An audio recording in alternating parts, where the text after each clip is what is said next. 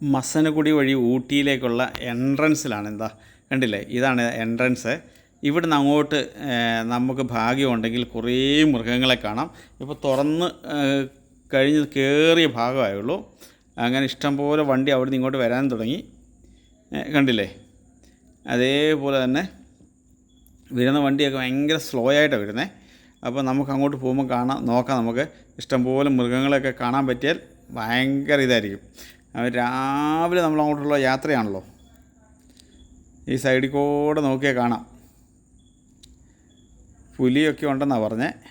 നമുക്ക് നോക്കാം എങ്ങനെ ഉണ്ടെന്ന്. എന്നാ രസം നിൽക്കുക, രണ്ട് വശത്തും മരങ്ങളിങ്ങനെ തിങ്ങി. അതാ മാൻകൂട്ടം നിൽക്കുന്നത് കണ്ടോ അടിപൊളി. ഇത് കണ്ടില്ലേ, നമുക്ക് ഗ്ലാസ് ഒന്ന് താത്ത് നോക്കാം. ഇതാ കണ്ടോ, നല്ല എന്നാ മുഴുത്ത മാനാണ്. അതാ കാട്ടുപോത്ത് നിൽക്കുന്നുണ്ടോ. അതാ ഒരു 4-5 എണ്ണം ഉണ്ട് കേട്ടോ കാട്ടുപോത്തെ.